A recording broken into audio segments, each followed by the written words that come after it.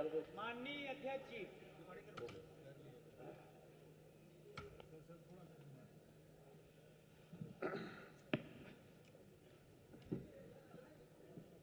माननीय वित्त मंत्री जी, माननीय अध्यक्ष जी, माननीय वित्त मंत्री जी।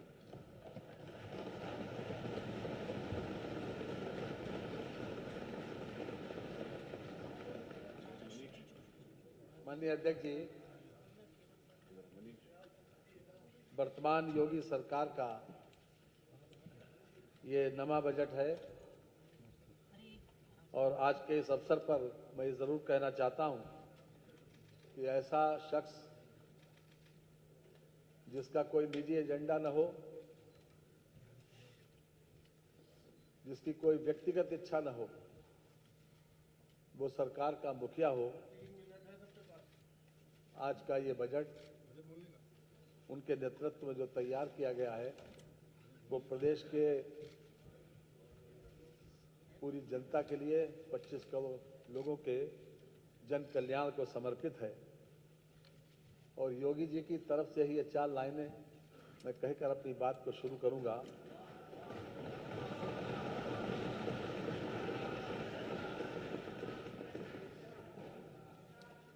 कि इस धरा से हर अंधेरे को मिटाकर, इस धरा से हर अंधेरे को मिटाकर सूर्य का पर्याय बनना चाहता हूं और आदमी के शौर्य के इतिहास का मैं श्रेष्ठतम अध्याय बनना चाहता हूं।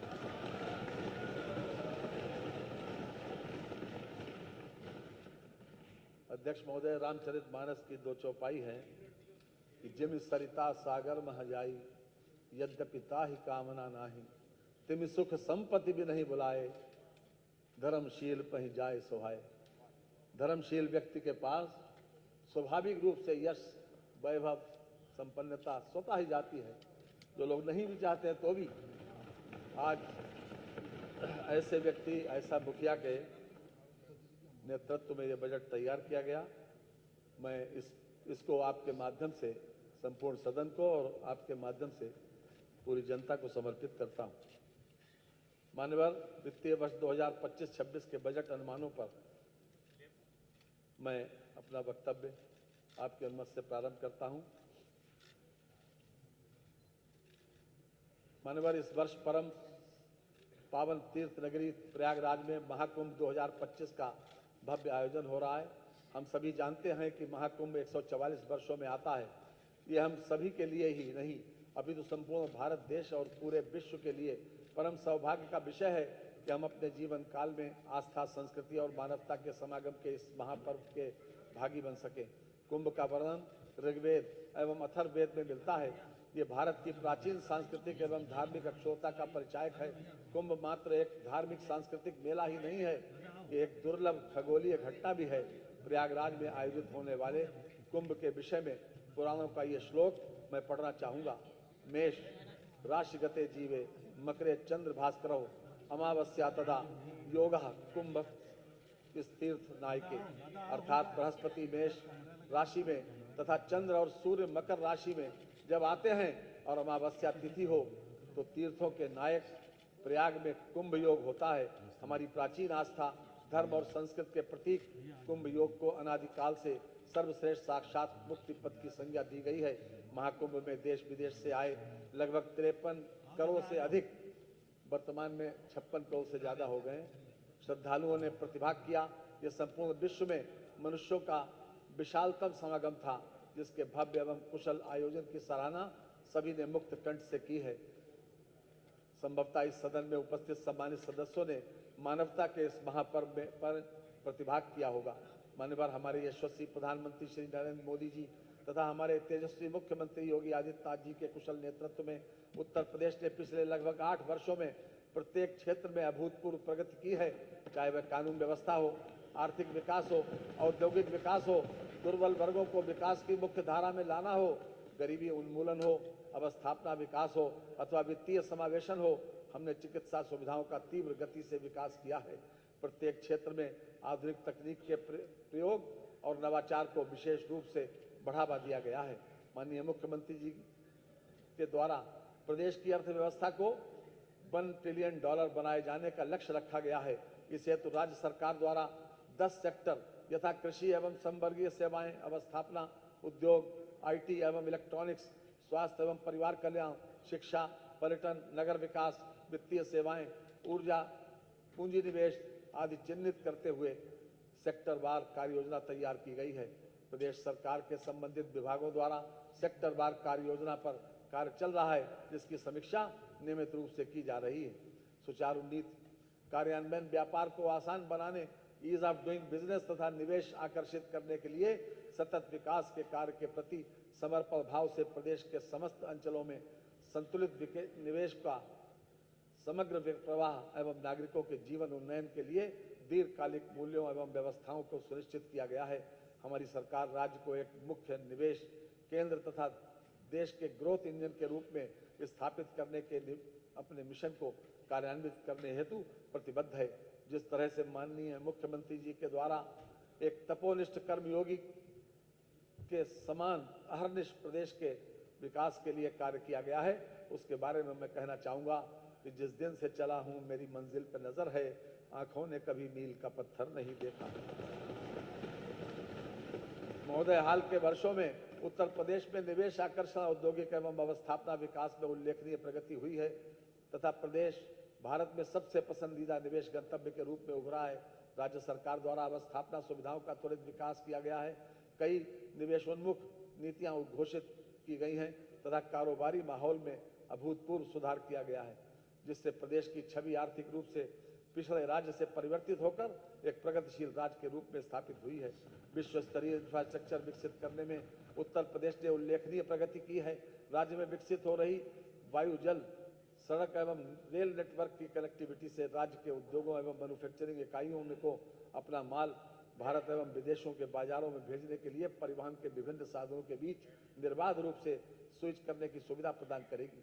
कानून व्यवस्था तथा विद्युत आपूर्ति में अभूतपूर्व सुधार, सक्रिय नीतिगत निरूपण एवं इन्वेस्ट, यूपी में निवेश सारथी, निवेश मित्र तथा ऑनलाइन प्रोत्साहन लाभ प्रबंधन प्रणाली जैसी डिजिटल सुविधाओं से निवेश प्रक्रिया में पारदर्शिता सुनिश्चित हुई है, जिससे निवेशकों का विश्वास बढ़ा है तथा राज्य में व्यापार करने के लिए अनुकूल वातावरण सृजित हुआ है। महोदय, नीति आयोग भारत सरकार द्वारा वित्तीय वर्ष 14-15 से 22-23 तक की अवधि के लिए राज्यों की राजकोषीय स्थिति के संबंध में रिपोर्ट प्रकाशित की गई, जिससे उत्तर प्रदेश को अग्रणी फ्रंट रनर राज्य की श्रेणी में रखा गया। समेकित फिस्कल हेल्थ इंडेक्स जो वर्ष 2014 से 19 की अवधि में 37.0 था, 22-23 में बढ़कर 45.9 हो गया है। रिपोर्ट के अनुसार व्यय की गुणवत्ता में व्यापक सुधार हुआ है।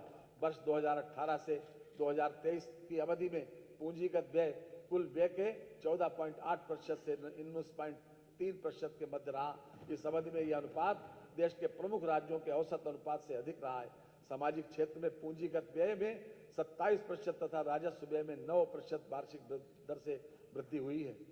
इसी प्रकार आर्थिक सेवाओं के अंतर्गत भी पूंजीगत व्यय में पर्याप्त वृद्धि परिलक्षित हुई है।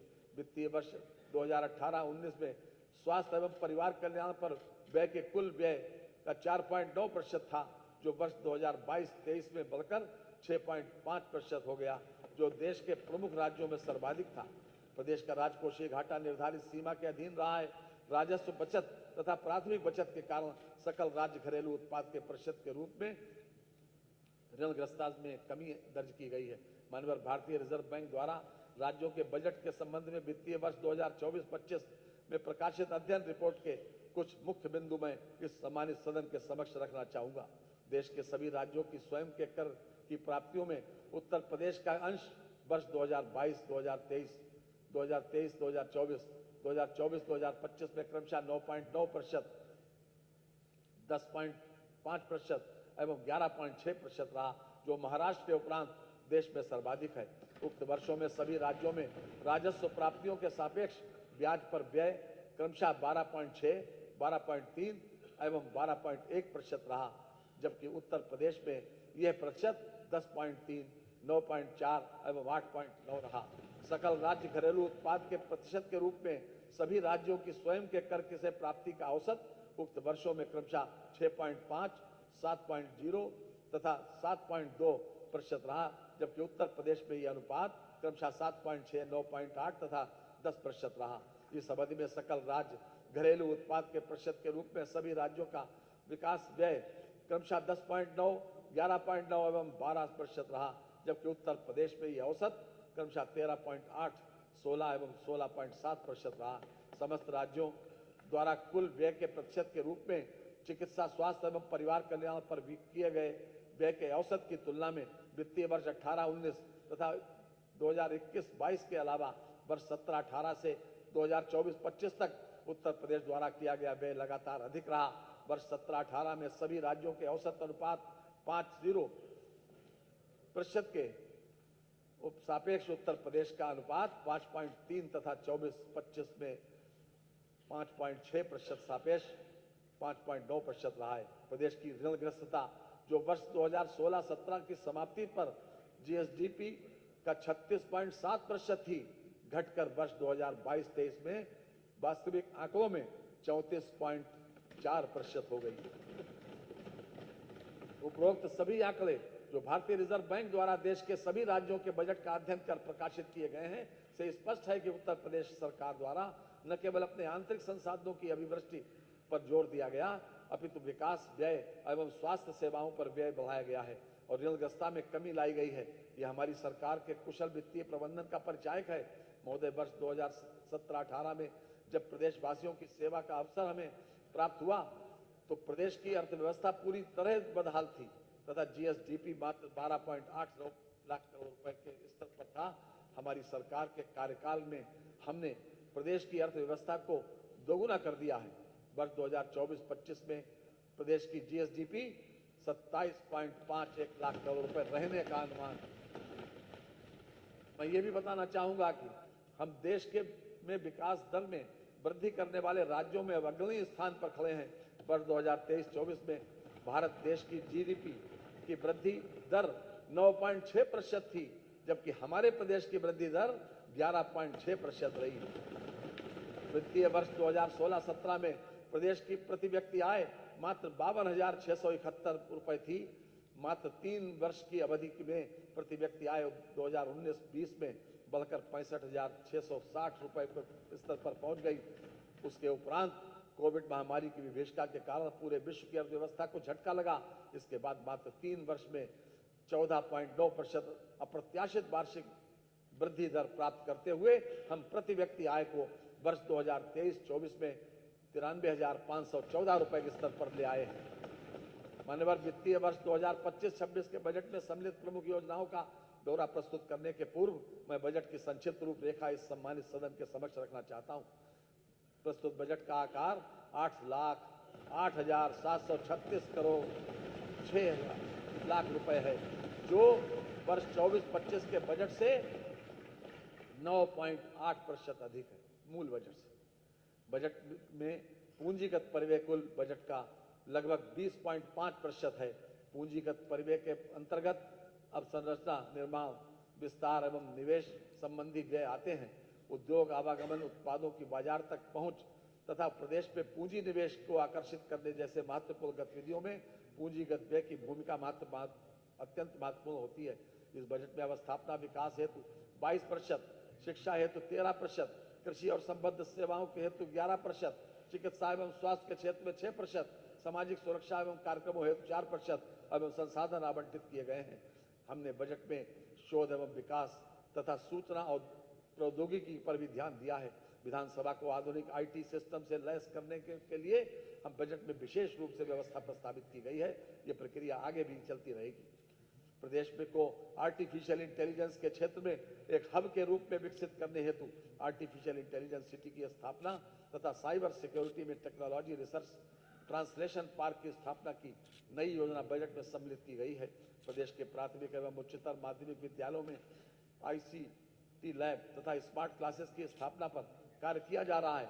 राजकीय पॉलिटेक्निकों में स्मार्ट क्लासेस तथा पूर्णतया डिजिटल लाइब्रेरी की स्थापना की योजना प्रस्तावित की गई है। आर्टिफिशियल इंटेलिजेंस को बढ़ावा देने हेतु सेंटर ऑफ एक्सीलेंस की स्थापना प्रस्तावित की गई है। प्रदेश में साइंस सिटी, विज्ञान पार्कों और नक्षत्रशालाओं की स्थापना एवं नवीनीकरण की कार्य योजना बनाई जा रही है। नगर निगमों के अलावा प्रदेश के जनपद मुख्यालयों के 58 नगर निकायों को आदर्श स्मार्ट नगर निकाय के रूप में विकसित किए जाने हेतु विभिन्न योजनाओं के कन्वर्जेंस के माध्यम से कार्य कराया जाएगा। इस हेतु प्रति नगर निकाय के लिए 2.50 करोड़ रुपए, इस प्रकार कुल 145 करोड़ रुपए की व्यवस्था प्रस्तावित है।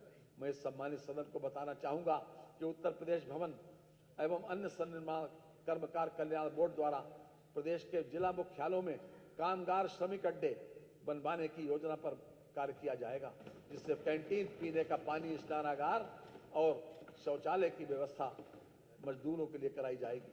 मान्यवर हमारी सरकार द्वारा गांधी जयंती के अवसर पर 2 अक्टूबर 2024 में से जीरो पॉवर्टी अभियान का प्रारंभ किया गया है। इस अभियान के अंतर्गत प्रत्येक ग्राम पंचायत से निर्धनतम परिवारों को चिन्हित करते हुए उनकी मूलभूत जरूरतों को पूरा करने के लिए और उनकी वार्षिक आय कम से कम 1,25,000 रुपए के स्तर तक लाए जाने हेतु कार्यवाही की जा रही है। प्रदेश के विभिन्न वर्गों के उत्थान एवं सशक्तिकरण से संबंधित संक्षिप्त विवरण इस सम्मानित सदन के समक्ष प्रस्तुत करना चाहूंगा। प्रधानमंत्री किसान सम्मान निधि योजना के अंतर्गत लगभग 3 करोड़ कृषकों को लगभग 79,500 करोड़ रुपए की धनराशि डीबीटी के माध्यम से हस्तांतरित की गई। प्रधानमंत्री फसल बीमा योजना के अंतर्गत वित्तीय वर्ष 2024-25 में लगभग 10 लाख बीमित कृषकों को लगभग 496 करोड़ रुपए की क्षतिपूर्ति का भुगतान कराया गया है। पीएम कुसुम योजना के अंतर्गत वर्ष 2024 में कृषकों के प्रक्षेत्रों पर विभिन्न क्षमता के कुल 22,089 सोलर पंपों की स्थापना कराई गई है। कृषकों को दुर्घटनावश मृत्यु, दिव्यांगता की स्थिति में मुख्यमंत्री कृषक दुर्घटना कल्याण योजना दिनांक 14 सितंबर 2019 से लागू की गई है। कृषकों को गन्ना मूल्य भुगतान समय से सुनिश्चित कराने हेतु वर्ष 2017 से एस्क्रो अकाउंट मैकेनिज्म प्रारंभ किया गया है, जिसके फलस्वरूप चीनी मिलों में गन्ना मूल्य मद की धनराशि के व्यावर्तन पर पूर्ण अंकुश लगा है। वर्तमान सरकार द्वारा वर्ष 2017 से अब तक लगभग 46 लाख गन्ना किसानों को लगभग 2,73,000 करोड़ रुपए का रिकॉर्ड गन्ना मूल्य भुगतान कराया गया। यह गन्ना मूल्य भुगतान इसके पूर्व के 22 वर्षों के सम्मिलित गन्ना मूल्य से 59,143 करोड़ रुपए अधिक।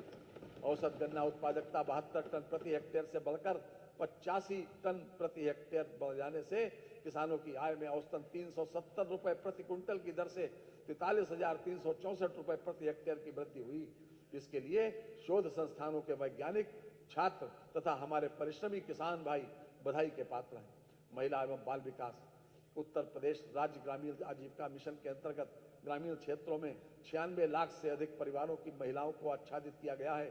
ग्राम स्तर पर डिजिटल लेन देन को प्रोत्साहित करने हेतु बीसी सखी योजना के अंतर्गत 39,556 बीसी सखी द्वारा कार्य करते हुए 31,103 करोड़ रुपए से अधिक का वित्तीय लेन देन किया गया है।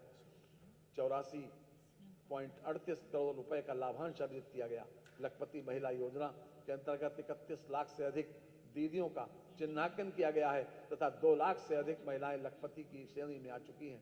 प्रधानमंत्री उज्ज्वला योजना के तहत अब तक लगभग 1.86 करोड़ लाभार्थियों को गैस कनेक्शन वितरित किए जा चुके हैं। उज्ज्वला योजना के लाभार्थियों को 2 निःशुल्क सिलेंडर वितरित किए जा रहे हैं।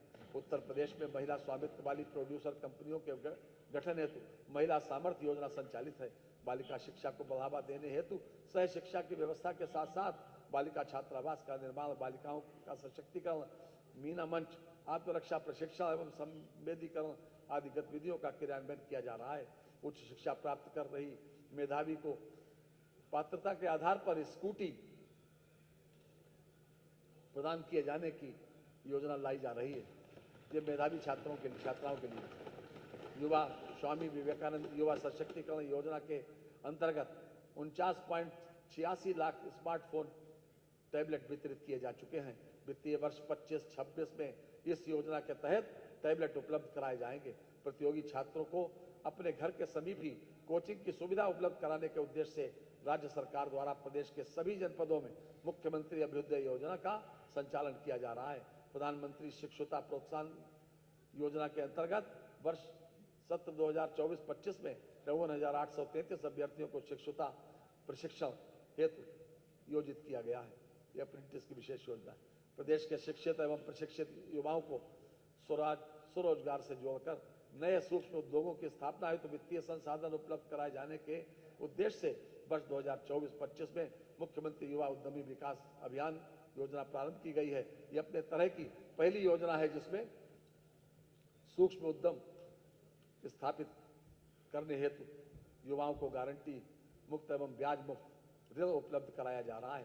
इस योजना के अंतर्गत प्रतिवर्ष 1 लाख नए सूक्ष्म उद्यमों की स्थापना किए जाने का लक्ष्य है। इनोवेशन दिवस के अवसर पर यूपी स्टार्टअप संवाद और एक्सपो का आयोजन किया गया, जिसमें प्रथम 3 स्टार्टअप को क्रमशः 1,75,000 एवं 50,000 का पुरस्कार तथा शेष 5 को 25,000 रुपए का पुरस्कार प्रदान किया गया। प्रदेश में युवाओं को नवाचार से जोड़ने के लिए इनोवेशन फंड की स्थापना पर कार्य किया जा रहा है, जिससे प्रदेश में स्टार्टअप इकोसिस्टम विकसित हो सकेगा। पीआरडी स्वयं सेवकों के मानदेय में वृद्धि प्रस्तावित है तथा स्वयं सेवकों को लगभग 20 लाख अतिरिक्त रोजगार दिवस उपलब्ध कराए जाने की व्यवस्था भी की जा रही है। ग्राम पंचायत स्तर पर गठित लगभग 80,000 युवक एवं महिला मंगल दलों को प्रोत्साहन स्वरूप खेल सामग्री उपलब्ध कराई जा रही है। रोजगार मनरेगा योजना अंतर्गत विगत वित्तीय वर्ष 2024-25 में 26 करोड़ मानव दिवस लक्ष्य के सापेक्ष दिनांक 8 जनवरी 2025 तक 27.40 करोड़ मानव दिवस का सृजन किया गया है तथा 3,13,076 परिवारों को 100 दिन का रोजगार प्रदान किया गया है। मानव दिवस सृजन एवं वित्तीय प्रगति में उत्तर प्रदेश देश में प्रथम स्थान पर है। मनरेगा योजना अंतर्गत वित्तीय वर्ष 2024-25 में महिलाओं की सहभागिता 42% है।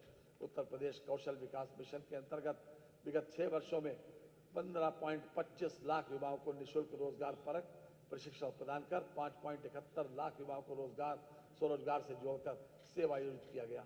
अप्रेंटिस योजना के अंतर्गत अब तक 2,54,335 युवाओं को उद्योगों व एमएसएमई में योजित किया गया है। एक जनपद एक उत्पाद वित्त पोषण योजना अंतर्गत वर्ष 2024-25 में 17 दिसंबर 2024 तक 1,838 लाभार्थियों को लाभान्वित कराते हुए लगभग 10,560 लाख रुपए की मार्जिन मनी वितरित की गई तथा 34,500 रोजगार का सृजन हुआ। निवेश मित्र के माध्यम से वित्तीय वर्ष 2024-25 में माह नवंबर 2024 तक कुल 6,62,672 उद्यम पंजीकृत हुए, जिसमें 59,64,048 रोजगारों का सृजन हुआ है। वर्ष 2017 से दिसंबर 2024 तक आरक्षी एवं समकक्ष उप निरीक्षक एवं समकक्ष तथा लिपिक संवर्ग आदि के विभिन्न पदों पर कुल 1,56,206 भर्तियां की गई। वर्तमान में अराजपत्य श्रेणी के विभिन्न पदों पर सीधी भर्ती के 92,919 पदों पर भर्ती हेतु कार्रवाई प्रचलित है। लगभग 96 लाख एमएसएमई इकाइयों की संख्या तथा 1.65 करोड़ लोगों को रोजगार उपलब्ध कराने के दृष्टिकोण से उत्तर प्रदेश देश के सभी राज्यों में अग्रणी है। श्रमिक कल्याण मातृत्व शिशु एवं बालिका मदद योजना के अंतर्गत माह सितंबर 2024 तक 6,22,974 लाभार्थी हैं। निर्माण कामगार मृत्यु एवं दिव्यांगता सहायता योजना के अंतर्गत माह सितंबर 2024 तक 41,453 लाभार्थी हैं। कन्या विवाह सहायता योजना के अंतर्गत पंजीकृत श्रमिक के कुल 2 बालिकाओं के स्वजातीय विवाह की स्थिति में 55,000 रुपए तथा अंतरजातीय विवाह की स्थिति में 61,000 रुपए की रकम दिए जाने का प्राविधान है। निर्माण कामगार गंभीर बीमारी सहायता योजना के अंतर्गत गंभीर बीमारियों का इलाज सरकारी अस्पतालों में कराने पर इलाज के व्यय की 100% प्रतिपूर्ति कराई जा रही है। उत्तर प्रदेश भवन एवं अन्य सन्निर्माण कर्मकार बोर्ड में पंजीकृत निर्माण श्रमिकों को प्रधानमंत्री जन आरोग्य योजना, मुख्यमंत्री जन आरोग्य योजना से आच्छादित कराए जाने की कार्रवाई की जा रही है। आवासीय विद्यालय योजना प्रदेश के 12 जनपदों में संचालित है, जिनमें प्रत्येक विद्यालय में 100 बालक एवं बालिकाओं को प्रवेशित किए जाने का प्रावधान है। निर्माण श्रमिकों के बच्चों को निःशुल्क गुणवत्तापूर्ण एवं उद्देश्यपरक शिक्षा उपलब्ध कराने की दृष्टि से प्रदेश के प्रत्येक मंडल में 360 बच्चों की क्षमता वाला एक अटल आवासीय विद्यालय स्थापित है। इन विद्यालयों की क्षमता भविष्य में बढ़कर 1,000 प्रति विद्यालय किया जाएगा। वित्तीय समावेशन वर्ष 2024-25 में बैंकों द्वारा प्रदेश में ऋण वितरण हेतु तैयार की गई वार्षिक ऋण योजना अंतर्गत द्वितीय त्रैमास तक 2.50 लाख करोड़ रुपए का ऋण वितरण बैंकों के माध्यम से कराया गया है।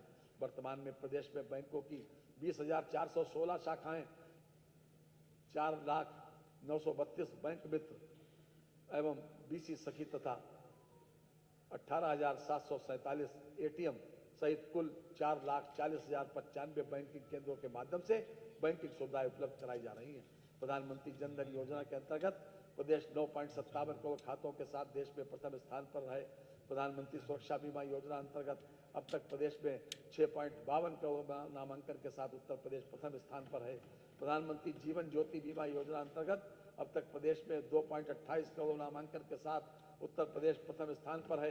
अटल पेंशन योजना के अंतर्गत अब तक प्रदेश में 1.12 करोड़ नामांकन के साथ प्रदेश का उत्कृष्ट प्रदर्शन रहा है। कानून व्यवस्था मानव किसी भी समाज के सामाजिक आर्थिक उत्थान के लिए सुदृढ़ कानून व्यवस्था का होना पहली शर्त है। जब हमारी सरकार ने अपने पहले कार्यकाल में कार्यभार संभाला था उस समय प्रदेश किस प्रकार की विषम कानून व्यवस्था और गुंडाराज की गिरफ्त में था, ये सभी को मालूम है। हमारे तेजस्वी मुख्यमंत्री जी के नेतृत्व एवं मार्गदर्शन निर्देशन में हमारी सरकार द्वारा प्रदेश में अपराध के प्रति जीरो टॉलरेंस की नीति अपनाते हुए गुंडों माफियाओं और हर सब अपराध पेशा लोगों के विरुद्ध अभियान चलाकर कार्रवाई की गई। कश्ती चलाने वालों ने जब हार के दी पतवार हमें, लहर लहर तूफान मिले और संग संग मझधार हमें, फिर भी दिखलाया है हमने और आगे दिखा भी देंगे। इन हालातों में आता है दरिया करना पार। अभियोजन की प्रक्रिया को सुदृढ़ बनाते हुए अपराधियों को विभिन्न न्यायालयों में सजा दिलाई गई। वर्ष 2017 से 2024 तक प्रदेश के चिन्हित 68 माफिया अपराधियों के विचाराधीन अभियोगों में प्रभावी पैरवी कर 73 अभियोगों में 31 माफिया अपराधियों को आजीवन कारावास व अर्थदंड की सजा से दंडित कराया गया, जिसमें 2 को फांसी की सजा हुई। महिलाओं एवं नाबालिगों के विरुद्ध हुए अपराधों में 27,425 अभियोगों, पॉस्को अधिनियम के 11,254 अभियोगों एवं दहेज हत्या की 3,775 अभियोगों में अभियुक्तों को सजा दिलाई गई। साइबर अपराध में प्रयुक्त 13,83,232 मोबाइल नंबर ब्लॉक कराए गए। देश में प्रथम स्थान वर्ष 2017 से दिनांक 31/12/24 तक कुल पंजीकृत 77,210 अभियोगों के सापेक्ष 66,475 अभियोगों का निस्तारण कर 43,202 अभियुक्तों के विरुद्ध कार्रवाई करते हुए 320.89 करोड़ रुपए की धनराशि बरामद की गई। अपराधों पर अंकुश लगाए जाने की प्रभावी कार्रवाई के तहत दिनांक 20 मार्च 2017 से 23 जनवरी 2025 तक प्रदेश के विभिन्न जनपदों के दुर्दांत अपराधियों के विरुद्ध कार्रवाई के दौरान कुल 221 अपराधी मुठभेड़ में मारे गए एवं 8,022 घायल हुए। वर्ष 2017 से पूर्व उत्तर प्रदेश में मात्र 4 विधि विज्ञान प्रयोगशालाएं स्थापित थी। वर्ष 2017 के पश्चात 8 नए जनपद मंडल में विधि विज्ञान प्रयोगशालाओं की स्थापना की गई। जनपद अयोध्या, बस्ती, बांदा, आजमगढ़, मिर्जापुर एवं सहारनपुर में 6 नई विधि विज्ञान प्रयोगशालाओं की स्थापना का कार्य प्रचलित है। कारागार प्रशासन प्रदेश की 74 कारागार एवं जनपद न्यायालयों में संचालित वीडियो कॉन्फ्रेंसिंग इकाइयों से बंदियों की रिमांड की कार्रवाई हो रही है। कारागारों की सुरक्षा व्यवस्था हेतु लगभग 4800 CCTV कैमरे स्थापित हैं, जिनकी फीड प्राप्त किए जाने हेतु मुख्यालय में वीडियो पाल स्थापित है। 24 कारागारों में 3G क्षमता के 271 मोबाइल फोन जैमर स्थापित हैं। मानवर आज से 7-8 साल पहले प्रदेश में चिकित्सा सुविधाएं अत्यंत जर्जर अवस्था में थी। प्रत्येक वर्ष प्रदेश के विभिन्न क्षेत्रों में संक्रामक रोगों से बड़े पैमाने पर मौतें हुआ करती थी। प्रदेश रोगों की पहचान, रोकथाम और इलाज की व्यवस्थाएं जन सामान्य को उपलब्ध नहीं थी। हमने कोविड वैश्विक महामारी का दौर भी देखा, जिसके दौरान प्रदेश में जिस कुशलता के साथ इस विभीषिका का सामना किया गया उसकी प्रशंसा विश्व स्तर पर की गई। आज प्रदेश में चिकित्सा सुविधाओं का प्रसार जिस प्रकार हुआ है और लगातार हो रहा है वह अद्भुत है। रात कितनी ही भले हो स्याह, आखिर में उसे मात खानी ही पड़ेगी रोशनी के हाथ से। चिकित्सा शिक्षा वर्तमान में प्रदेश में 80 मेडिकल कॉलेज हैं, जिनमें 44 राज्य सरकार द्वारा संचालित है एवं 36 निजी क्षेत्र में है। प्रदेश में 2 एम्स एवं IMS BHU वाराणसी तथा जवाहरलाल नेहरू मेडिकल कॉलेज अलीगढ़ संचालित है। वर्ष 2024-25 में 13 स्वशासी चिकित्सा महाविद्यालय एवं PPP मोड पर 3 जनपदों महाराजगंज, संभल तथा शामली में नवीन मेडिकल कॉलेज स्थापित किए गए हैं। वर्तमान में प्रदेश में राजकीय एवं निजी क्षेत्र के मेडिकल कॉलेजों, चिकित्सा संस्थानों, विश्वविद्यालयों में MBBS की 11,800 सीटें तथा PG की 3,971 सीटें उपलब्ध हैं। केंद्र सरकार द्वारा वर्ष 2025-26 में UG PG हेतु कुल 10,000 सीटें जोड़े जाने की घोषणा की गई है, जिसमें से 1,500 सीटें उत्तर प्रदेश को प्राप्त होंगी। इस हेतु लगभग 2,066 करोड़ रुपए की व्यवस्था प्रस्तावित है। वर्ष 2017 में सरकारी मेडिकल कॉलेजों में सुपर स्पेशलिटी की कुल सीटों की संख्या 120 थी। शैक्षणिक सत्र 2024-25 में सीटों की संख्या को बढ़ाकर 250 किया गया है। जनपद बलिया तथा बलरामपुर में 186 राजकीय चिकित्सा महाविद्यालय की स्थापना हेतु क्रमशः 27 करोड़ रुपए तथा 25 करोड़ रुपए की व्यवस्था प्रस्तावित।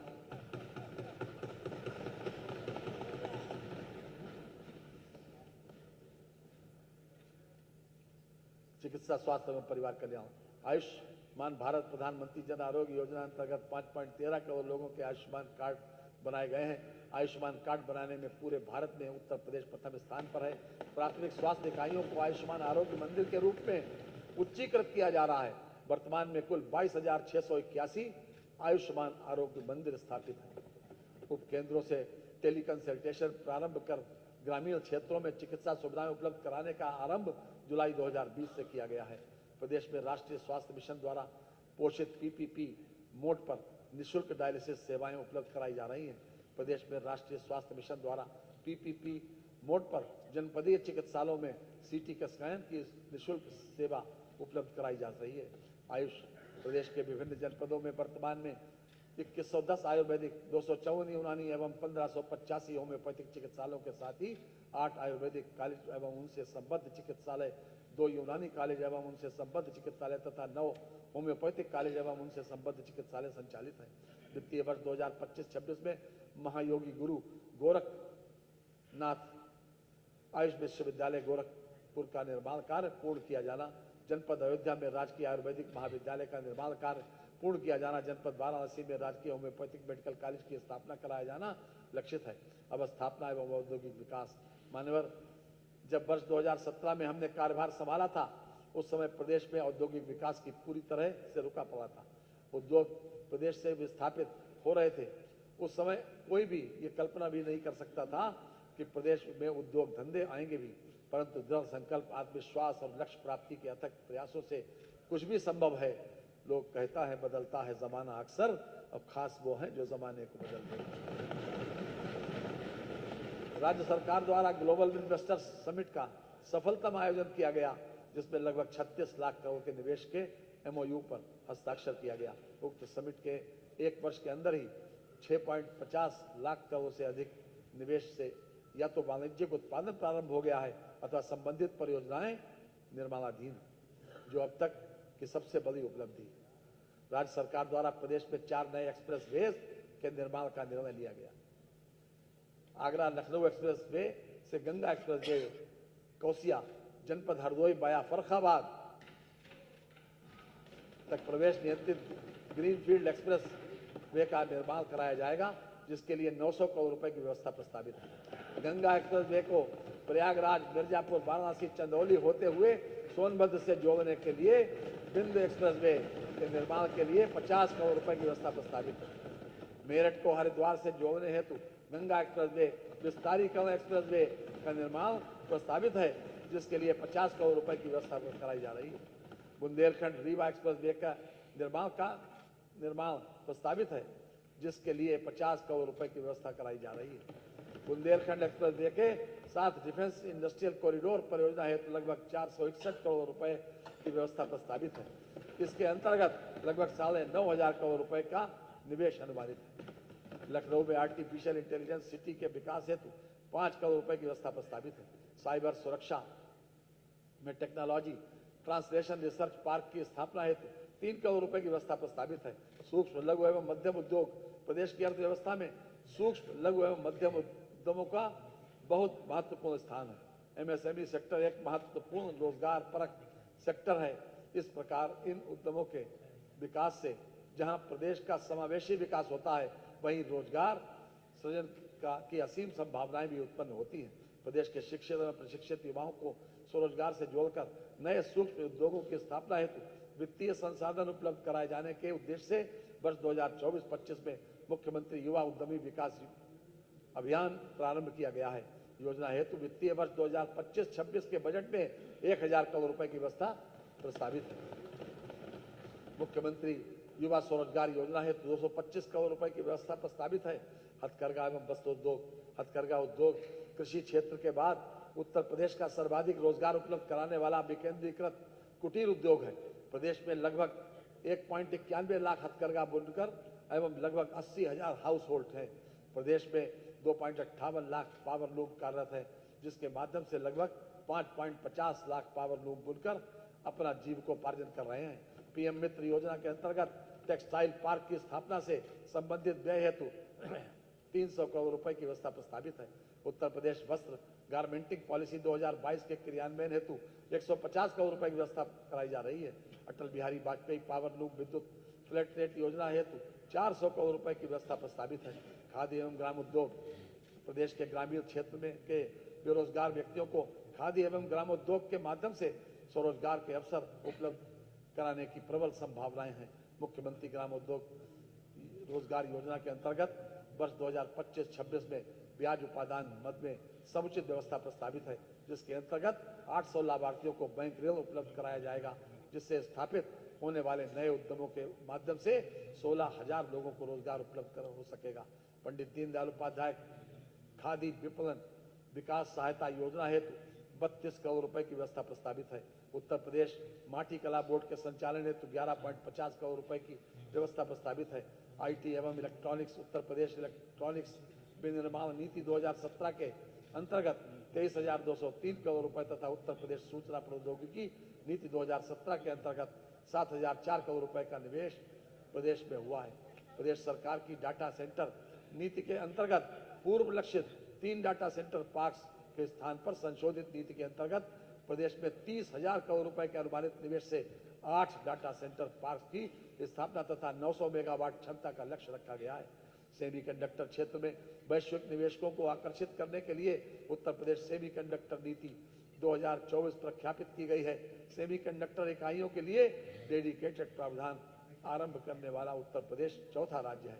राज्य में 8 सेंटर ऑफ एक्सीलेंस के केंद्रों की स्थापना के अंतर्गत प्रथम सेंटर ऑफ एक्सीलेंस का केंद्र मेडिकल इलेक्ट्रॉनिक्स के क्षेत्र में Sanjay Gandhi post graduate institute of medical sciences में तथा आईआईटी कानपुर नोएडा परिसर में आर्टिफिशियल इंटेलिजेंस के क्षेत्र में अब आईआईटी कानपुर परिसर में ड्रोन सेंटर ऑफ एक्सीलेंस स्थापित होकर परिचालनरत हो गए हैं। सड़क एवं सेतु प्रदेश की अर्थव्यवस्था को $1 ट्रिलियन तक का प्रदेश सरकार के लक्ष्य के दृष्टिगत प्रदेश में नॉर्थ साउथ कॉरिडोर के विकास हेतु मार्गों के चौड़ीकरण सुदृढ़ीकरण निर्माण की योजना प्रारंभ की गई है, जिसके लिए 200 करोड़ रुपए की बजट व्यवस्था प्रस्तावित है। प्रदेश में सेतु एवं रेल उपरगामी अधोगामी सेतुओं के निर्माण हेतु कुल 1450 करोड़ रुपए की बजट व्यवस्था प्रस्तावित है। राज्य मार्गों के चौड़ीकरण सुदृढ़ीकरण कार्यों हेतु 2900 करोड़ रुपए की व्यवस्था प्रस्तावित है। राज्य सड़क निधि से सड़कों के अनुरक्षण हेतु 3000 करोड़ रुपए तथा निर्माण हेतु 2800 करोड़ रुपए की व्यवस्था प्रस्तावित है। प्रदेश के ग्रामीण मार्गों एवं पुलियों के अनुरक्षण हेतु 2700 करोड़ रुपए की व्यवस्था का प्रस्ताव किया गया है। कृषि विपणन सुविधा हेतु ग्रामीण सेतुओं के निर्माण के लिए 1600 करोड़ रुपए की व्यवस्था प्रस्तावित है। शहर वासियों के आवागमन को सुगम बनाने के दृष्टिगत शहरों के बाईपास एवं रिंग रोड तथा चौराहों पर फ्लाईओवर आदि के निर्माण हेतु 1200 करोड़ रुपए की बजट व्यवस्था प्रस्तावित है। औद्योगिक लॉजिस्टिक पार्क हेतु मार्गों के चौड़ीकरण सुदृढ़ीकरण निर्माण कार्य हेतु 800 करोड़ रुपए की बजट व्यवस्था प्रस्तावित है।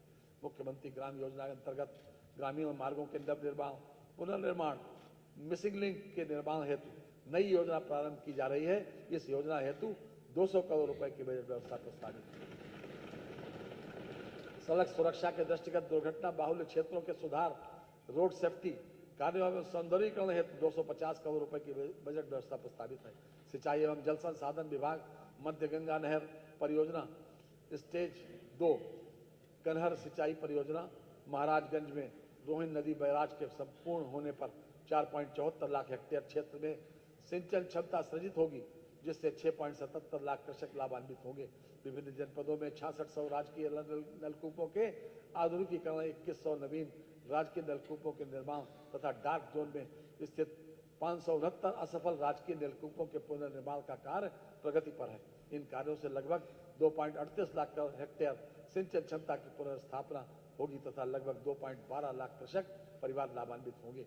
नहरों एवं सरकारी नलकूपों से किसानों को मुफ्त पानी की सुविधा हेतु 1300 करोड़ रुपए की बजट व्यवस्था प्रस्तावित है। प्रदेश के 1750 असफल नलकूपों के पुनर्निर्माण हेतु 200 करोड़ रुपए की व्यवस्था प्रस्तावित है। डार्क जोन के असफल 569 नलकूपों के लिए लगभग 9 करोड़ रुपए की व्यवस्था की गई है।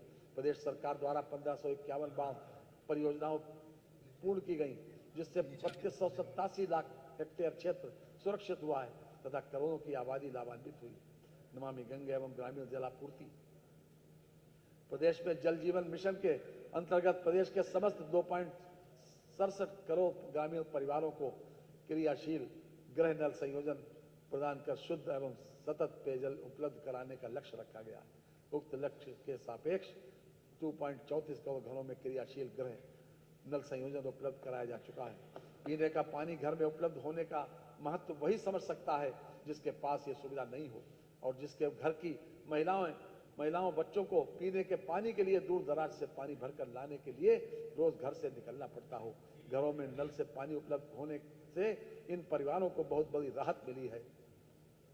कोई न हो उदास तो समझो बसंत है, हर घर में हो उल्लास तो समझो बसंत है। जो कंठ तरसते रहे पानी को हमेशा, बुझ जाए उनकी प्यास तो समझो बसंत है। गंगा को प्रदूषण से मुक्त बनाए रखने एवं उसमें दूषित जल का उत्प्रवाह रोकने के लिए सीवरेज संबंधी कुल 67 परियोजनाएं स्वीकृत हुई हैं, जिनकी कुल स्वीकृत लागत 14,823 करोड़ रुपए है। वर्तमान तक 39 परियोजनाएं पूर्ण कर संचालित की जा रही हैं तथा शेष परियोजनाएं निर्माणाधीन हैं। जल जीवन मिशन के अंतर्गत ग्रामीण पेयजल योजनाओं के लिए सामुदायिक अंशदान हेतु 4500 करोड़ रुपए तथा जल जीवन मिशन योजना के अंतर्गत अनुरक्षण एवं संचालन हेतु रुपए की व्यवस्था प्रस्तावित है। मुख्यमंत्री लघु सिंचाई योजना के लिए 1100 करोड़ रुपए की व्यवस्था प्रस्तावित है। ऊर्जा वर्ष 2017 के पहले प्रदेश में बिजली आपूर्ति की व्यवस्था पूरी तरह चरमराई हुई थी। न छात्रों को पढ़ाई के लिए बिजली मिलती थी, न ही किसानों को सिंचाई के लिए, अस्पतालों और औद्योगिक इकाइयों को बिजली नहीं मिलती थी।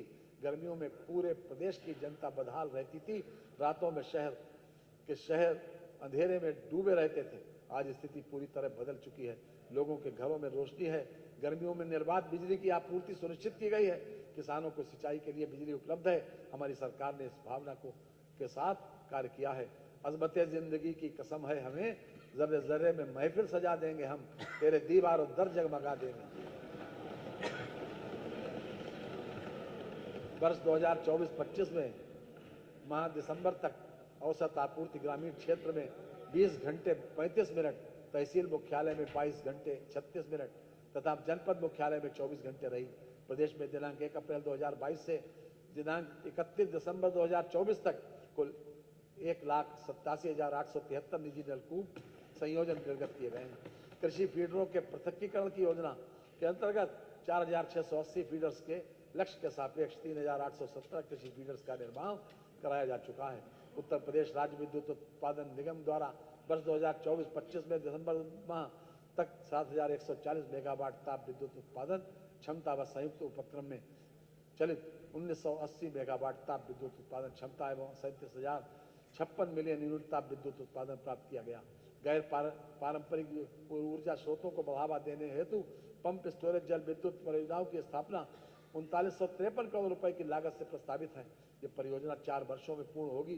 परियोजना हेतु 50 करोड़ रुपए की व्यवस्था प्रस्तावित है। कोल इंडिया लिमिटेड के साथ उत्तर प्रदेश राज्य विद्युत उत्पादन निगम लिमिटेड द्वारा संयुक्त उपक्रम के रूप में जनपद जालौन में 500 मेगावाट की सौर ऊर्जा परियोजना की स्थापना प्रस्तावित है। परियोजना की लागत 2500 करोड़ रुपए अनुमानित है। परियोजना हेतु 150 करोड़ रुपए की व्यवस्था प्रस्तावित है। एनटीपीसी ग्रीन एनर्जी लिमिटेड तथा उत्तर प्रदेश राज्य विद्युत उत्पादन निगम लिमिटेड द्वारा संयुक्त उपक्रम के माध्यम से तहसील गरौठा जनपद झांसी में 200 मेगावाट सौर ऊर्जा संयंत्र की स्थापना हेतु 80 करोड़ रुपए की व्यवस्था प्रस्तावित है। अतिरिक्त ऊर्जा स्रोत प्रदेश में सौर ऊर्जा विद्युत उत्पादन को बढ़ावा देने के लिए प्रख्यापित उत्तर प्रदेश सौर ऊर्जा नीति 2022 के अंतर्गत आगामी 5 वर्षों में 22,000 मेगावाट विद्युत उत्पादन का लक्ष्य रखा गया है। अयोध्या शहर को मॉडल सोलर सिटी के रूप में विकसित किया जा रहा है। इसके अतिरिक्त प्रदेश के 16 नगर निगमों एवं नोएडा शहर को भी सोलर सिटी के रूप में विकसित किया जा रहा है। उत्तर प्रदेश राज्य जैव ऊर्जा नीति 2022 के अंतर्गत compressed biogas, biocoal, biodiesel, bioethanol से संबंधित 53 परियोजनाओं की स्वीकृति प्रदान की जा चुकी है तथा 24 परियोजनाएं स्थापित की जा चुकी हैं। सौर ऊर्जा नीति 2022 के अंतर्गत रोजगार सृजन एवं कौशल विकास हेतु वर्ष 2025-26 में 3000 सूर्य मित्रों को कौशल विकास हेतु प्रशिक्षण दिया जाएगा। आवास एवं शहरी नियोजन प्रधानमंत्री आवास योजना शहरी के अंतर्गत लगभग 17 लाख आवास पूर्ण कर लाभार्थियों को आवंटित किए जा चुके हैं। राष्ट्रीय राजधानी क्षेत्र में रीजनल रैपिड ट्रांजिट सिस्टम का दिल्ली गाजियाबाद मेरठ कॉरिडोर संचालित है। संपूर्ण कॉरिडोर का निर्माण कार्य जून 2025 तक पूरा किए जाने का अनुमान है। आवास एवं विकास परिषद तथा विकास प्राधिकरणों में टाउनशिप विकसित किए जाने हेतु मुख्यमंत्री शहरी विस्तारीकरण नए शहर प्रोत्साहन योजना लागू है। प्रदेश की राजधानी लखनऊ के आसपास के क्षेत्र को सम्मिलित करते हुए स्टेट कैपिटल रीजन गठित किए जाने तथा अन्य रीजन्स के रीजनल प्लान तैयार किए जाने हेतु Uttar Pradesh state capital region एवं अन्य रीजन विकास प्राधिकरण अधिनियम 2024 प्रख्यापित है। स्टेट कैपिटल रीजन में 6 जिले क्रमशः लखनऊ, हरदोई, सीतापुर, बाराबंकी, रायबरेली तथा उन्नाव सम्मिलित है। नगर विकास अमृत योजना 2.0 के अंतर्गत अब तक लगभग 39 लाख पेयजल कनेक्शन उपलब्ध कराए गए हैं। प्रधानमंत्री आवास योजना शहरी 1.0 हेतु 3150 करोड़ रुपए की व्यवस्था प्रस्तावित है। प्रधानमंत्री आवास योजना शहरी हेतु लगभग 1732 करोड़ रुपए की व्यवस्था प्रस्तावित है। वर्ष 2021 में प्रारंभ की गई अमृत 2.0 योजना हेतु 4100 करोड़ रुपए की व्यवस्था प्रस्तावित है। मुख्यमंत्री green road infrastructure development scheme के अंतर्गत 800 करोड़ रुपए की व्यवस्था प्रस्तावित है। प्रदेश के शहरों को बाढ़ की समस्या एवं जल भराव से मुक्ति हेतु वर्वन फ्लड एवं स्टार्म वाटर ड्रेनेज योजना प्रारंभ की गई, जिसके लिए 1000 करोड़ रुपए की व्यवस्था प्रस्तावित है। मुख्यमंत्री नगरीय अल्प विकसित मलिन बस्ती विकास योजना हेतु 400 करोड़ रुपए की व्यवस्था प्रस्तावित है। नगरीय सेवाएं तथा अवस्थापना विकास की नई योजना हेतु 50 करोड़ रुपए की व्यवस्था प्रस्तावित है। राज्य स्मार्ट सिटी योजना हेतु 400 करोड़ रुपए की व्यवस्था प्रस्तावित है। कान्हा गौशाला एवं बेसहारा पशु आश्रय योजना हेतु 450 करोड़ रुपए की व्यवस्था प्रस्तावित है। नागरिक उड्डयन वर्ष 2017 के पूर्व प्रदेश में केवल 4 एयरपोर्ट क्रियाशील थे, जबकि वर्तमान में प्रदेश में 16 एयरपोर्ट क्रियाशील हैं। प्रदेश में 4 अंतर्राष्ट्रीय एयरपोर्ट क्रियाशील हैं।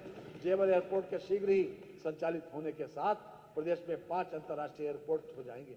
वाराणसी, अलीगढ़ तथा श्रावस्ती एयरपोर्ट का विस्तार, गोरखपुर एयरपोर्ट पर नए टर्मिनल भवन का विकास, आगरा एयरपोर्ट पर नए सिविल एवं तत्संबंधी सुविधाओं का विकास तथा ललितपुर स्थित हवाई पट्टी को एयरपोर्ट के रूप में विकसित किए जाने का निर्णय लिया गया है। घरेलू उड़ानों के अतिरिक्त उत्तर प्रदेश सरकार अब अंतर्राष्ट्रीय गंतव्यों तक उड़ानें संचालित करने की दिशा में कार्य कर रही है। प्रदेश में जिस प्रकार अवस्थापना सुविधाओं का चातुर्दिक विकास और आवागमन की सुविधाओं का द्रुत गति से विस्तार हुआ है, वह वर्ष 2017 के पहले प्रदेश में रही सरकार के लिए सपने में भी शायद संभव नहीं था।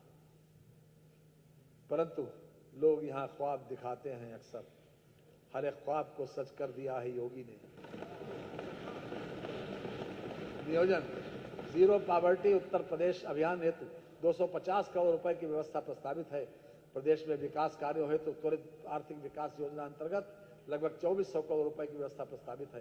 क्रिटिकल गैप्स योजना हेतु लगभग 152 करोड़ रुपए की व्यवस्था प्रस्तावित है। प्रदेश के पूर्वांचल तथा बुंदेलखंड क्षेत्र में जनपदों के अंतर क्षेत्रीय विषमताओं एवं पिछड़ेपन को कम करने के उद्देश्य से क्रमशः 575 करोड़ रुपए तथा 425 करोड़ रुपए की व्यवस्था प्रस्तावित है। ग्राम विकास महात्मा गांधी नरेगा योजना अंतर्गत वित्तीय वर्ष 25-26 हेतु 34 करोड़ मानव दिवस का सृजन किए जाने का लक्ष्य अनुमानित है, जिसके सापेक्ष 5372 करोड़ रुपए की व्यवस्था प्रस्तावित है। प्रधानमंत्री आवास योजना ग्रामीण के अंतर्गत 36 लाख से अधिक आवासों का निर्माण कराया जा चुका है। योजना हेतु लगभग 4882 करोड़ रुपए की व्यवस्था प्रस्तावित है। मुख्यमंत्री आवास योजना ग्रामीण हेतु 1200 करोड़ रुपए की व्यवस्था प्रस्तावित है। प्रधानमंत्री ग्राम सड़क योजना के अंतर्गत निर्मित सड़कों के अनुरक्षण कार्य हेतु 1088 करोड़ रुपए की व्यवस्था प्रस्तावित है। दीनदयाल उपाध्याय ग्रामीण कौशल योजना हेतु 427 करोड़ रुपए का व्यय अनुमान प्रस्तावित है। उक्त योजना अंतर्गत युवाओं को प्रशिक्षण प्रदान करने के उपरांत नियोजित किया जा सकेगा। पंचायती राज स्वच्छ भारत मिशन ग्रामीण हेतु 2045 करोड़ रुपए की बजट व्यवस्था प्रस्तावित की जा रही है। ग्राम पंचायत स्तर पर डिजिटल लाइब्रेरी की स्थापना हेतु 454 करोड़ रुपए की व्यवस्था प्रस्तावित है। ग्रामीण अंत्येष्टि स्थलों के विकास हेतु लगभग 244 करोड़ रुपए की व्यवस्था प्रस्तावित है। ग्रामीण क्षेत्रों में ग्रामीण स्टेडियम एवं ओपन जिम के निर्माण हेतु 125 करोड़ रुपए की व्यवस्था प्रस्तावित की गई है। मुख्यमंत्री पंचायत प्रोत्साहन पुरस्कार योजना अंतर्गत 85 करोड़ रुपए की व्यवस्था प्रस्तावित है। प्रदेश की प्रत्येक विधानसभा के ग्रामीण क्षेत्र में बारात तथा अन्य सामाजिक आयोजनों हेतु उत्सव भवन का निर्माण कराया जाना प्रस्तावित है। कृषि प्रदेश में दलहनी एवं तिलहनी फसलों के क्षेत्राच्छादन उत्पादन एवं उत्पादकता में वृद्धि के उद्देश्य से निःशुल्क मिनी किट वितरण कार्यक्रम संचालित किया जा रहा है। उक्त दोनों योजनाओं को हेतु 50 करोड़ रुपए की व्यवस्था प्रस्तावित है। प्रदेश को प्रमाणित बीज उत्पादन के क्षेत्र में आत्मनिर्भर बनाने के लिए उत्तर प्रदेश बीज स्वावलंबन नीति 2024 के अंतर्गत प्रदेश में सीड पार्क विकसित परियोजना पर संचालित है, जिसके लिए 251 करोड़ रुपए की व्यवस्था प्रस्तावित है। National mission on natural farming योजना के अंतर्गत प्रदेश के समस्त जनपदों में प्राकृतिक खेती का कार्यक्रम संचालित किया जाएगा, जिसके लिए 124 करोड़ रुपए की व्यवस्था प्रस्तावित है। पीएम कुसुम योजना के अंतर्गत कृषकों के प्रक्षेत्रों पर सोलर पंपों की स्थापना कराई जा रही है, जिसके लिए 509 करोड़ रुपए की व्यवस्था प्रस्तावित है। कृषि क्षेत्र की क्षमता एवं कौशल विकास तथा उत्पादन वृद्धि की योजना के लिए 200 करोड़ रुपए एवं विश्व बैंक सहायतित यूपी एग्रीज परियोजना के लिए 200 करोड़ रुपए की व्यवस्था प्रस्तावित है। कृषि शिक्षा एवं अनुसंधान, कृषि शिक्षा, शोध एवं प्रसार कार्यों में गतिशीलता बनाए रखने तथा प्रभावी परिणाम कृषकों को उपलब्ध कराने की दृष्टि से प्रदेश में 5 कृषि एवं प्रौद्योगिकी विश्वविद्यालय स्थापित हैं। प्रदेश में 20 नए कृषि विज्ञान केंद्रों की स्थापना की गई है। प्रदेश में कुल 89 कृषि विज्ञान केंद्र संचालित हैं। जनपद कुशीनगर में महात्मा बुद्ध कृषि एवं प्रौद्योगिकी विश्वविद्यालय की स्थापना हेतु 100 करोड़ रुपए की व्यवस्था प्रस्तावित है। कृषि एवं प्रौद्योगिकी विश्वविद्यालय में शोध कार्यक्रम हेतु 25 करोड़ रुपए की व्यवस्था प्रस्तावित है। प्रदेश के में स्थापित कृषि विश्वविद्यालय महाविद्यालयों में विभिन्न कार्यों हेतु लगभग 86 करोड़ रुपए की व्यवस्था प्रस्तावित है। उद्यान एवं खाद्य प्रसंस्करणों पर drop more crop micro irrigation योजना हेतु 720 करोड़ रुपए की व्यवस्था प्रस्तावित है। राष्ट्रीय औद्योगिक बागवानी मिशन योजना हेतु 650 करोड़ रुपए की व्यवस्था प्रस्तावित है। उत्तर प्रदेश खाद्य प्रसंस्करण उद्योग नीति 2022 के अंतर्गत प्रोत्साहन राशि की व्यवस्था हेतु 300 करोड़ रुपए की प्रावधान कराया जाना प्रस्तावित है। गन्ना विकास एवं चीनी उद्योग, गन्ने की खेती और चीनी मिलें प्रदेश की अर्थव्यवस्था और ग्रामीण विकास की प्रमुख धुरी है। उत्तर प्रदेश देश का सबसे बड़ा गन्ना उत्पादक राज्य है। गन्ना मूल्य के भुगतान हेतु 475 करोड़ रुपए की व्यवस्था प्रस्तावित है। पिपराइच चीनी मिल में 60 KLPD क्षमता की आसवनी की स्थापना हेतु 90 करोड़ रुपए तथा बंदपली छाता चीनी मिल पर 2000 TCD क्षमता की नई चीनी मिल एवं logistic hub warehousing complex की स्थापना हेतु 50 करोड़ रुपए की व्यवस्था प्रस्तावित है। दुग्ध विकास, भारतवर्ष विश्व में सर्वाधिक दुग्ध उत्पादन करने वाला देश है। भारत में उत्तर प्रदेश सर्वाधिक दुग्ध उत्पादन करता राज्य है। दुग्ध व्यवसाय में ही एकमात्र ऐसा व्यवसाय है जो ग्रामीण क्षेत्र के अनुसूचित जाति एवं अन्य पिछड़ा वर्ग के निर्बल, भूमिहीन, मजदूर, बेरोजगारों हेतु अतिरिक्त आय का लाभप्रद साधन है। नंद बाबा दुग्ध मिशन के अंतर्गत 203 करोड़ रुपए का प्रावधान कराया जा रहा है। दुग्ध संघों के सुदृढ़ीकरण एवं पुनर्जीवित करने की योजना अंतर्गत लगभग 107 करोड़ रुपए की व्यवस्था प्रस्तावित है। पशुधन प्रदेश में लगभग 12,50,000 गोवंश कुल 7713 गो आश्रय स्थलों में संरक्षित है। मुख्यमंत्री निराश्रित गोवंश सहभागिता योजना तथा पोषण मिशन के अंतर्गत 1,05,000 पशुपालकों को 1,63,000 गोवंश सुपुर्द किए गए हैं। पालतू संरक्षक एवं छुट्टा गोवंश की पहचान हेतु टैगिंग कराए जाने की योजना पर कार्य किया जाएगा। आपकी समस्या सॉल्व होगी। छुट्टा गोवंश के रखरखाव हेतु 2000 करोड़ रुपए का प्रावधान कराया जा रहा है। बृहद गो संरक्षण केंद्रों की स्थापना के लिए 140 करोड़ रुपए की व्यवस्था कराई जा रही है। पशु चिकित्सालयों, पशु सेवा केंद्रों के सुदृढ़ीकरण हेतु 123 करोड़ रुपए की व्यवस्था प्रस्तावित है। मत्स्य प्रधानमंत्री मत्स्य संपदा योजना के अंतर्गत पुरुष लाभार्थियों के लिए 195 करोड़ रुपए तथा महिला लाभार्थियों के लिए 115 करोड़ रुपए की व्यवस्था प्रस्तावित है। प्रधानमंत्री मत्स्य संपदा योजना के अंतर्गत एकीकृत एक्वा पार्क मार्केट के निर्माण हेतु 190 करोड़ रुपए की व्यवस्था प्रस्तावित है। सहकारिता उत्तर प्रदेश कोऑपरेटिव बैंक और जिला सहकारी बैंकों को आधुनिक IT तकनीक से सुसंपन्न करने हेतु टेक्नोलॉजी एडॉप्शन अपग्रेडेशन एवं साइबर सिक्योरिटी के प्रयोजनार्थ 10 करोड़ रुपए की व्यवस्था की गई से नई योजना लाई जा रही है। पैक्स के माध्यम से कृषकों को कम ब्याज दर पर फसली ऋण वितरण हेतु ब्याज अनुदान के लिए 525 करोड़ रुपए की व्यवस्था प्रस्तावित है। रासायनिक उर्वरकों के अग्रिम भंडारण योजना अंतर्गत 170 करोड़ रुपए की व्यवस्था प्रस्तावित है। खाद्य एवं रसद प्रदेश में राष्ट्रीय खाद्य सुरक्षा अधिनियम 2013 के अंतर्गत आच्छादित 3.60 करोड़ अंत्योदय एवं पात्रग्रस्ती कार्ड धारकों को लगभग 8 लाख मीट्रिक टन राशन का निःशुल्क वितरण प्रतिमाह किया जा रहा है। वित्तीय वर्ष 2023-24 में कुल 92.30 लाख मीट्रिक टन निःशुल्क खाद्यान्न वितरण कराया गया है। भारत सरकार द्वारा 1 जनवरी 24 से 5 वर्ष तक के लिए निःशुल्क खाद्यान्न वितरण कराए जाने के निर्णय के क्रम में प्रदेश में निःशुल्क खाद्यान्न वितरण कराया जा रहा है। प्रदेश में राष्ट्रीय खाद्य सुरक्षा अधिनियम 2013 के अंतर्गत त्रैमासिक आधार पर अंत्योदय लाभार्थियों को 1 किलोग्राम प्रति परिवार प्रति कार्ड प्रति माह की दर से प्रति त्रैमास लगभग 12,283 मीट्रिक टन चीनी का आवंटन किया जा रहा है। अन्नपूर्णा भवनों के निर्माण हेतु 200 करोड़ रुपए की व्यवस्था प्रस्तावित है। बेसिक शिक्षा बालिकाओं की शिक्षा को बढ़ावा देने के उद्देश्य से 680 कस्तूरबा गांधी बालिका विद्यालयों का उच्चीकरण कक्षा 12 तक करते हुए कमजोर वर्ग की बालिकाओं को कक्षा 12 तक की निःशुल्क आवासीय शिक्षा व्यवस्था उपलब्ध कराने की कार्रवाई प्राथमिकता के आधार पर की जा रही है।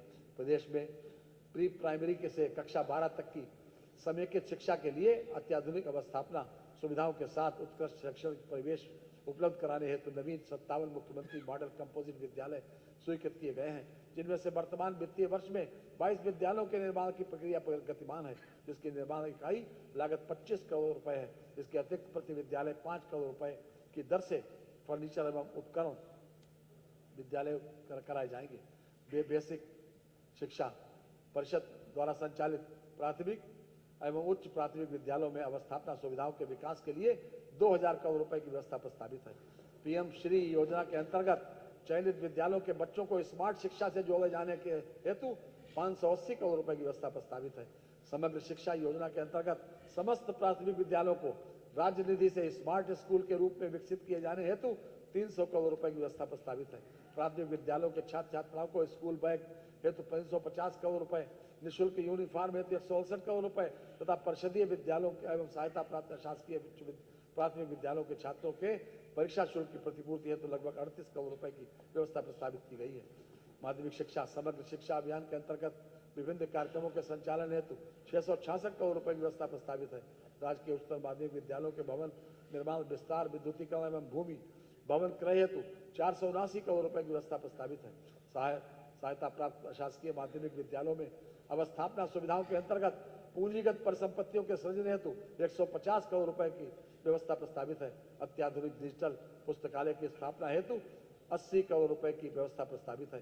उत्तर प्रदेश सैनिक स्कूल लखनऊ के निर्माण कार्य हेतु 25 करोड़ रुपए की व्यवस्था प्रस्तावित 25 करोड़ में व्यवस्था रखी गई है। राजकीय संस्कृत पाठशालाओं के निर्माण के लिए 13 करोड़ रुपए की व्यवस्था प्रस्तावित है। माध्यमिक विद्यालयों में संस्कृत पढ़ने वाले छात्रों को छात्रवृत्ति प्रदान किए जाने के लिए 20 करोड़ रुपए की व्यवस्था प्रस्तावित की गई। पूर्वांचल का प्रथम एवं प्रदेश के दूसरे सैनिक स्कूल जनपद गोरखपुर की स्थापना एवं संचालन किया गया। एनसीसी प्रशिक्षण अकादमी का जनपद गोरखपुर में निर्माण का प्रारंभ किया जा चुका है, जिसके लिए 20 करोड़ रुपए की व्यवस्था प्रस्तावित है। स्पोर्ट्स फॉर स्कूल कार्यक्रम के अंतर्गत विद्यालयों में खेल कूद की प्रतिभा विकसित करने के लिए विभिन्न खेल कूद कार्यक्रम आयोजित किए जा रहे हैं।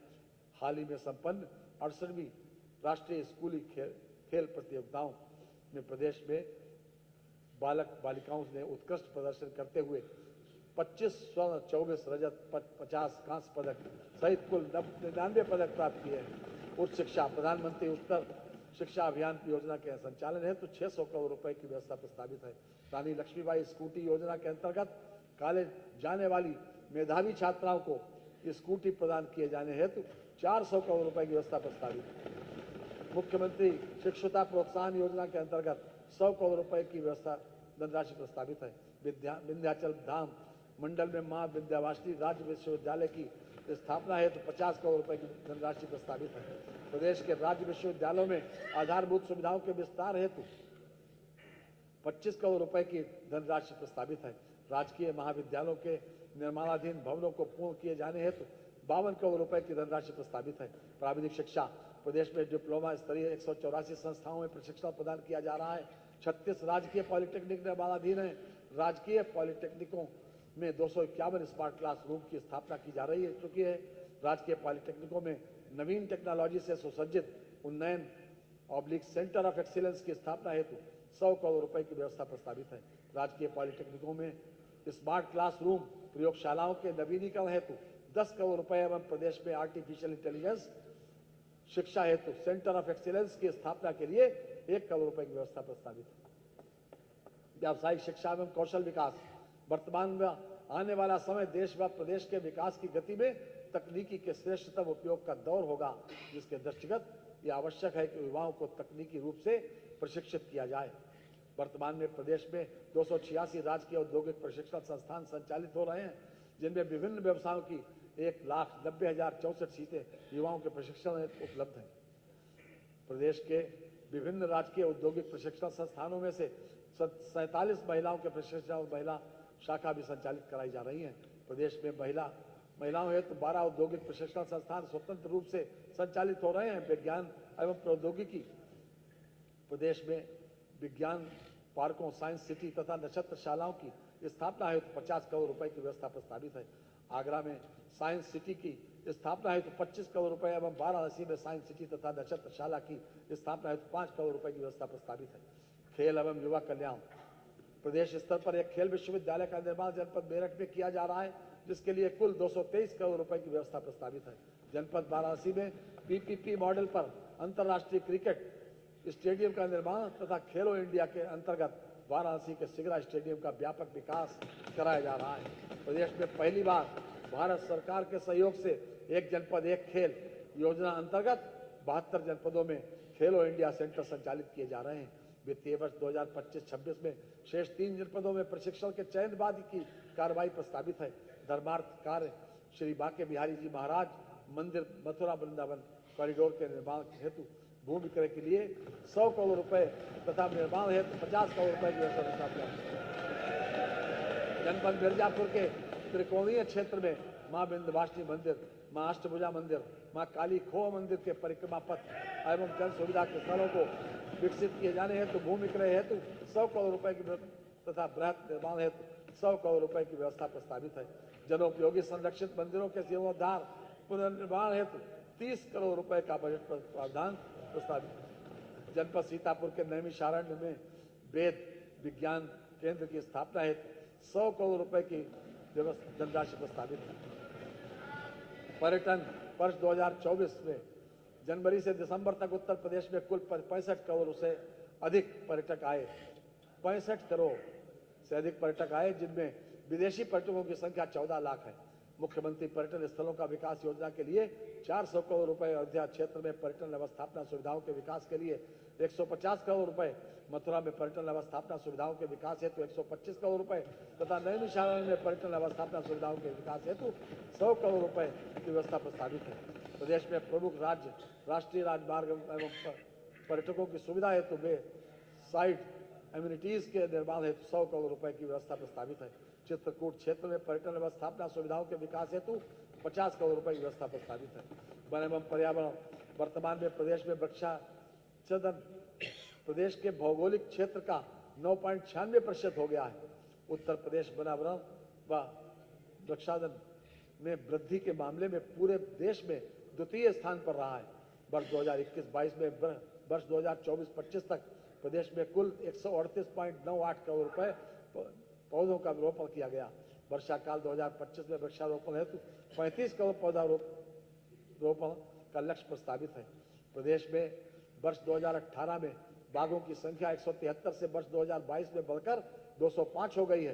पीलीभीत टाइगर रिजर्व में बाघों की संख्या दुगनी होने के क्रम में उक्त टाइगर रिजर्व को TX2 अवार्ड से सम्मानित किया गया है। जनपद गोरखपुर में कैंपियर रेंज के अंतर्गत रेड हेडेड गिद्ध संरक्षण एवं प्रजनन केंद्र, देश का पहला गिद्ध प्रजनन केंद्र स्थापित किया है।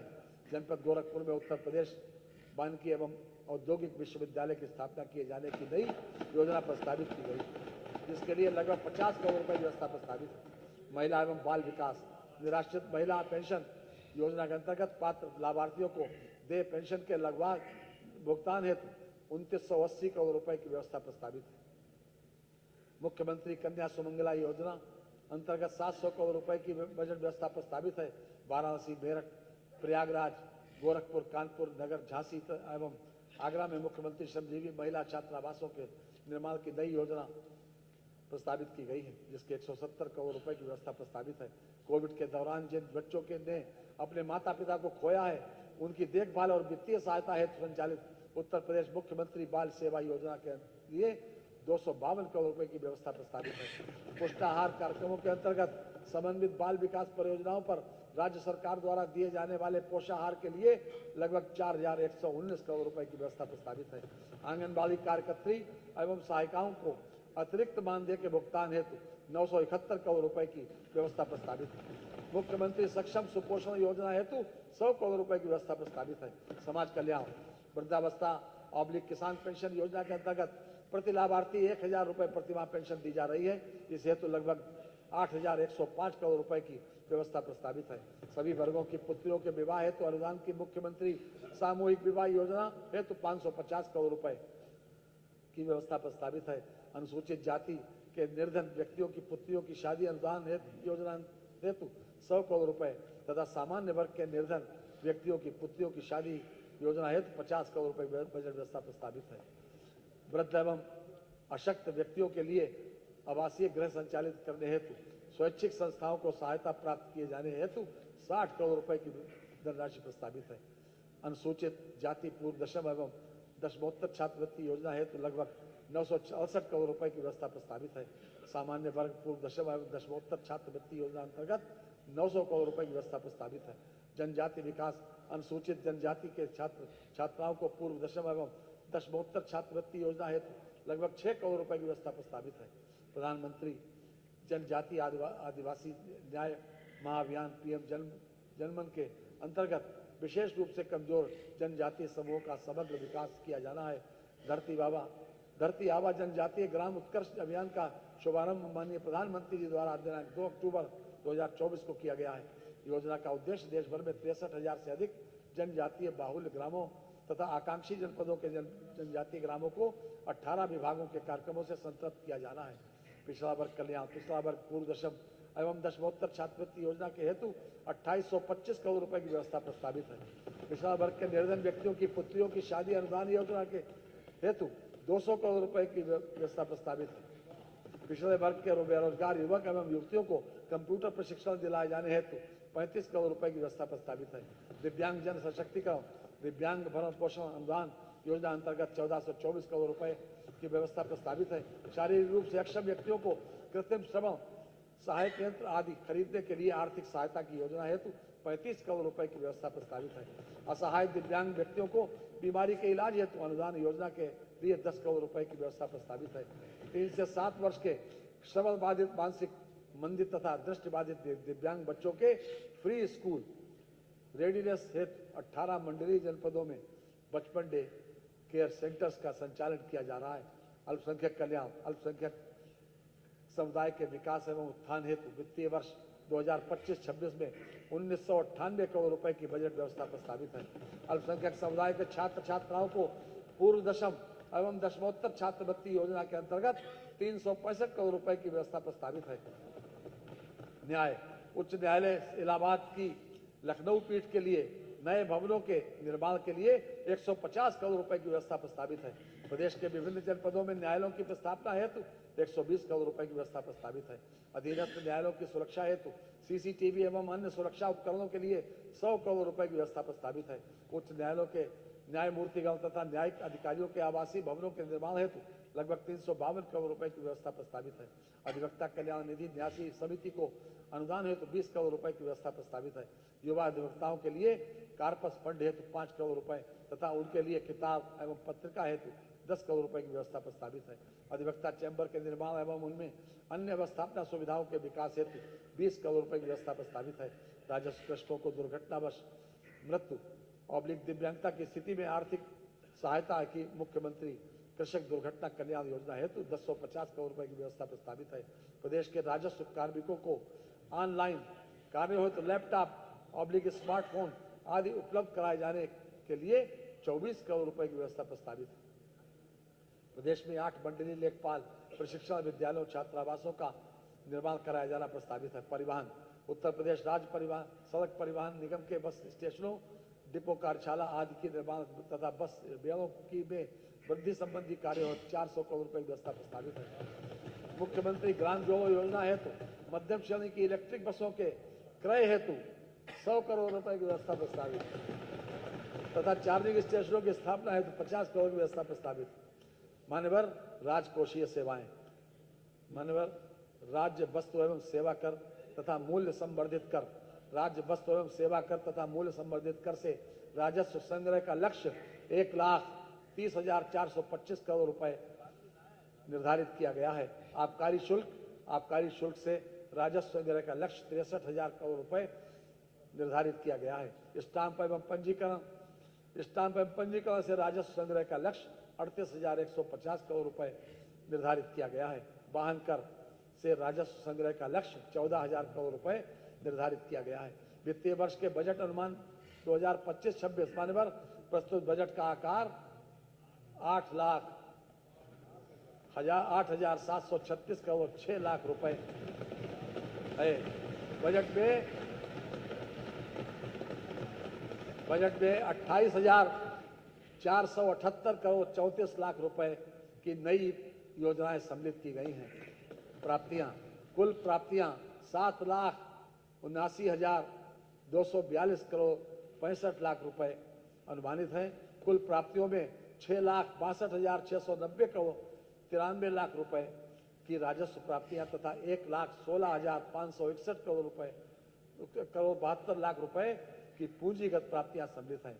राजस्व प्राप्तियों में कर राजस्व का अंश 5,50,172 करोड़ 21 लाख रुपए है, जिसमें स्वयं का कर राजस्व 2,95,000 करोड़ रुपए तथा केंद्रीय करों में राज्य का अंश 2,55,172 करोड़ 21 लाख रुपए सम्मिलित है। कुल व्यय 8,0736 करोड़ 6 लाख रुपए अनुमानित है। कुल व्यय में 5,83,174 करोड़ 57 लाख रुपए राजस्व लेखे का व्यय है तथा 2,25,561 करोड़ रुपए 49 लाख रुपए पूंजी लेखे का व्यय है। समेकित निधि की प्राप्तियों में से कुल व्यय घटाने के पश्चात 29,493 करोड़ 41 लाख रुपए का घाटा अनुमानित है। लोक लेखे से 9,500 करोड़ रुपए की शुद्ध प्राप्तियां अनुमानित हैं। समस्त लेन देन का शुद्ध परिणाम 19,993 करोड़ 41 लाख रुपए ऋणात्मक अनुमानित है।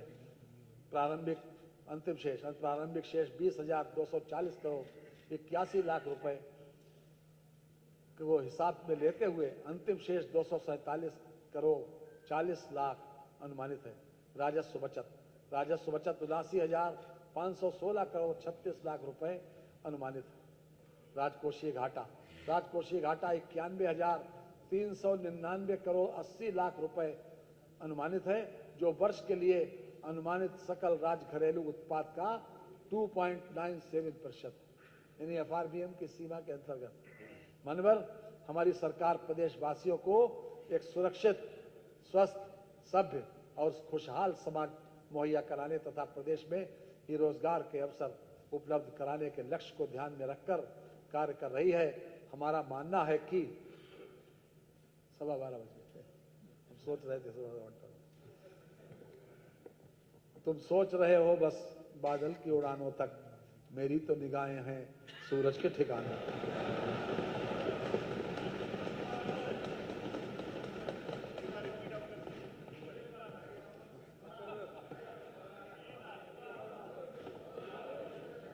तुम सोच रहे हो बस बादल की उड़ानों तक, मेरी तो निगाहें हैं सूरज के ठिकाने।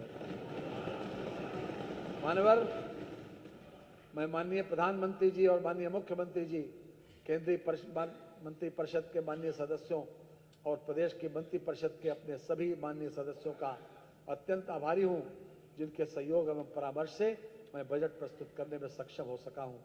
मैं अपर मुख्य सचिव वित्त और वित्त विभाग के अधिकारियों एवं कर्मचारियों, प्रधान महालेखाकार उत्तर प्रदेश तथा राष्ट्रीय सूचना विज्ञान केंद्र के अधिकारियों एवं प्रदेश सरकार के सभी विभागों के अधिकारियों एवं कर्मचारियों के प्रति अपना आभार प्रकट करता हूं, जिन्होंने इस बजट को तैयार करने में बहुमूल्य सहयोग प्रदान किया है। इन्हीं शब्दों के साथ माननीय मैं वित्तीय वर्ष 2025-26 का बजट इस सदन में उपस्थित सभी सम्मानित जनप्रतिनिधियों के माध्यम से प्रदेश की जनता को समर्पित करता हूं। वंदे मातरम।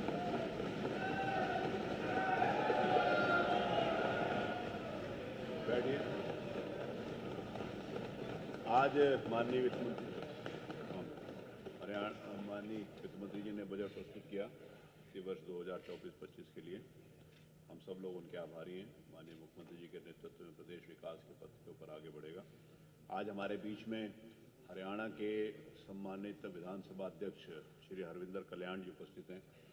जो मैं सभी पूरे सदन की तरफ से उनका स्वागत और अभिनंदन करता हूँ।